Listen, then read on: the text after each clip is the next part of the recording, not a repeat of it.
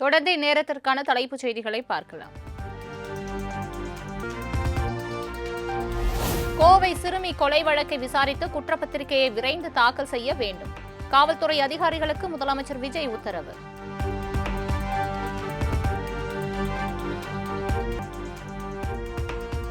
கோவை சிறுமி கொலை வழக்கில் 24 மணி நேரத்திற்குள் குற்றவாளிகள் கைது செய்யப்பட்டுள்ளனர்.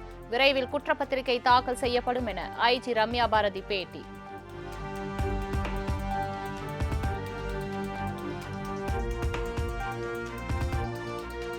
கோவை சிறுமி வழக்கில் கைதான குற்றவாளிகள் மீது கடும் நடவடிக்கை எடுக்கப்படும் என ஐஜி ரம்யா பாரதி உறுதி. சிறுமியை ஏமாற்றி அழைத்துச் சென்று வன்கொடுமை செய்ததை குற்றவாளி ஒப்புக்கொண்டதாகவும் தகவல். சிறுமி மீதான பாலியல் வன்கொடுமை தொடர்புடையது என்பதால் வழக்கில் போக்சோ சட்டப்பிரிவுகளின் கீழ் அவர்கள் மீது கடுமையான நடவடிக்கை எடுக்கப்படும்.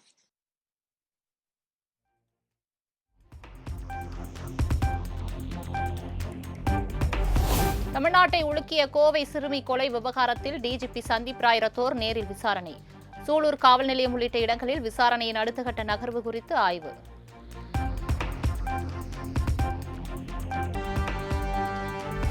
கோவையில் 10 வயது சிறுமி சடலமாக மீட்கப்பட்ட விவகாரத்தில் கைது செய்யப்பட்ட கார்த்திக்கின் கை மற்றும் காலில் முறிவு. போலீசாரிடமிருந்து தப்பி ஓட முயன்றபோது கீழே விழுந்ததால் முறிவு ஏற்பட்டதாக தகவல்.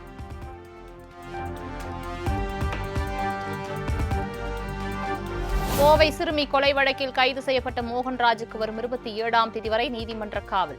சூலூர் குற்றவியல் நீதித்துறை நடுவர் நீதிமன்ற நீதிபதி அருண்குமார் முன்னிலையில் ஆஜர்படுத்தப்பட்டு சிறையில் அடைப்பு.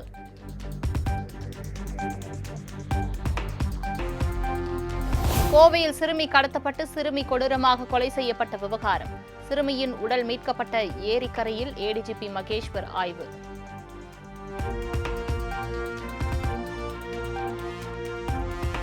கோவையில் சிறுமி படுகொலை விவகாரத்தில் மிருகத்தனமான செயலில் ஈடுபட்ட குற்றவாளிகளுக்கு கடுமையான தண்டனை பெற்றுத்தர வேண்டும். இனியும் அதுபோன்ற சம்பவம் நடக்காமல் இருக்க சட்டம் ஒழுங்கிற்கு முதலமைச்சர் விஜய் முக்கியத்துவம் அளிக்க வேண்டும் என்றும் எதிர்க்கட்சித் தலைவர் உதயநிதி ஸ்டாலின் வலியுறுத்தல்.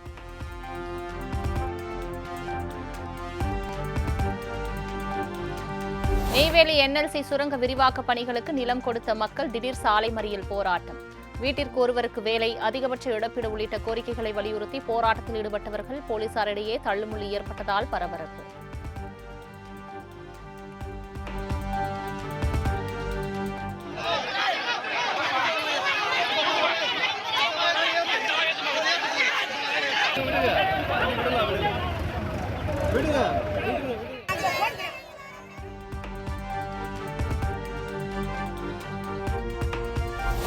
பதவி ஆசையில் தாவேக அமைச்சரவையில் விசிக இணையவில்லை என திமுக தலைவர் மு க ஸ்டாலினுக்கு தெரியும். விசிக நிர்வாகிகளில் பெரும்பாலானவர்கள் தாவேக அமைச்சரவையில் இடம்பெற வேண்டும் என கூறியதாக திருமாவளவன் விளக்கம்.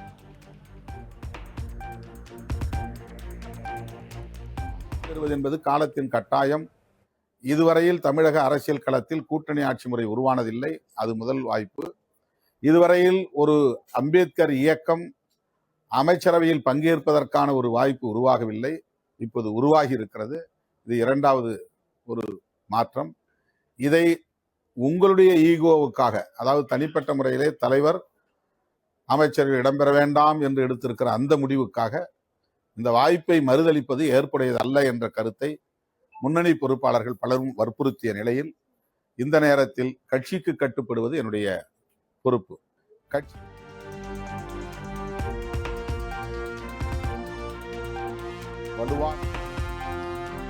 காங்கிரஸ் இடதுசாரிகள் கூட்டணியிலிருந்து விலகிச் செல்வதை தன்னால் தடுக்க முடியவில்லை. தேர்தலுக்கு பிறகு திமுக கூட்டணியை கட்டுக்கோப்பாக வைத்திருக்க நான் என்ன கூட்டணி தலைவரா என திருமாவளவன் விளக்கம். அதன் பின்னர் இந்த கூட்டணியை, தேர்தல் முடிவுகளுக்கு பின்னர் இந்த கூட்டணியை என்னால் காப்பாற்றும் அளவுக்கான வலிமை இல்லை. காங்கிரஸ் எடுத்த முடிவை தடுக்கிற வலிமை எனக்கு இல்லை. கம்யூனிஸ்ட் கட்சிகள் எடுத்த முடிவை நிறுத்த எனக்கு வலிமை இல்லை. அதேபோல இந்திய யூனியன் முஸ்லீம் லீக் கட்சியின் நிலைப்பாட்டுக்குள் என்னால் தலையீடு செய்ய முடியாது.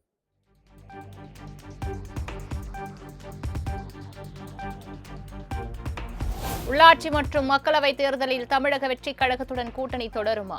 தேர்தல் சமயத்தில் முடிவெடுக்கப்படும் என திருமாவளவன் விளக்கம். ஆளாகி இருக்கிறோம், அவ்வளவுதான்.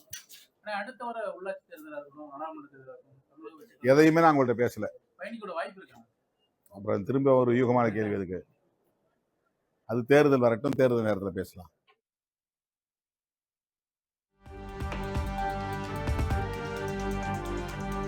தென்காசி மாவட்டம் தமிழக கேரள எல்லைப் பகுதியான புளியரை சோதனைச் சாவடியில் கனிம வளத்துறை இயக்குநர்கள் ஆய்வு.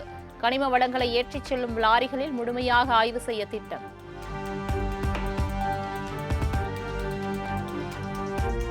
திருச்சி அரசு மருத்துவக் கல்லூரி மருத்துவமனையில் செவிலியர் மாணவி உயிரிழந்தது தொடர்பாக சிறப்பு குழு விரிவான விசாரணை நடத்தும். தவறு நடந்திருந்தால் பாரபட்சமின்றி நடவடிக்கை எடுக்கப்படும் என அமைச்சர் ரமேஷ் வாக்குறுதி. இன்வெஸ்டிகேஷன் டீம், ஓகேங்களா, ஒரு அனஸ்தேஷியா டீம், ஒரு ஸ்பெஷல் இன்வெஸ்டிகேஷன் டீமை வந்து ஃபார்ம் பண்ண சொல்லியிருக்கோம்.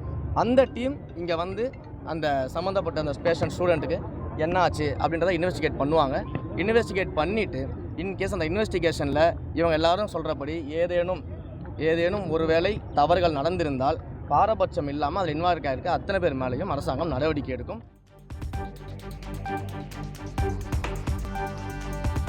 மக்களுக்கு தடையற்ற மற்றும் நம்பகமான மின் விநியோகத்தை வழங்க நடவடிக்கை. மின்தடை ஏற்படும் பகுதிகளில் உயர்திறன் மின்மாற்றிகள், புதிய துணை மின் நிலையங்கள் உருவாக்கும் பணிகள் மேற்கொள்ளப்பட்டு வருவதாகவும் தமிழக மின்சாரம் தகவல்.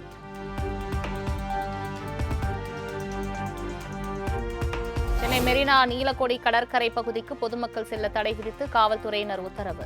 மெரினா கடற்கரை பகுதியில் தரைக்காற்று அதிகமாக வருவதால் பொதுமக்களுக்கு அனுமதி மறுப்பு.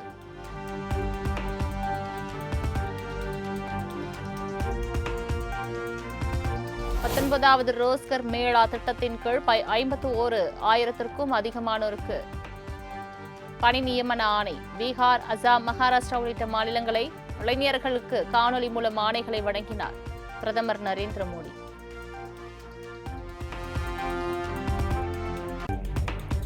வளர்ச்சியடைந்த இந்தியாவை உருவாக்க மேற்கொள்ளப்படும் இந்த பயணத்தில் உலக நாடுகள் பங்கேற்க விரும்புகிறது. வளர்ந்த இந்தியாவுக்கான தீர்மானத்தை நிறைவேற்றுவதில் உங்களின் பங்களிப்பு மிகவும் அவசியம் என்றும் இளைஞர்களுக்கு பிரதமர் மோடி அழைப்பு.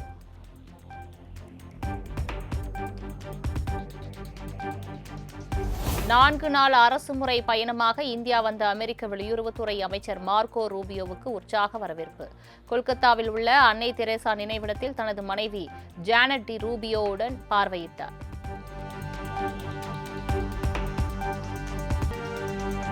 உலகளவில் கவனம் பெற்ற காக்ரோச் ஜனதா கட்சியின் எக்ஸ் பக்கத்தை தொடர்ந்து இன்ஸ்டாகிராம் பக்கமும் முடக்கம். தனது தனிப்பட்ட இன்ஸ்டா பக்கத்தையும் முடக்கிவிட்டதாக அதன் அட்மின் அபிஜித் தீப்கே குற்றச்சாட்டு.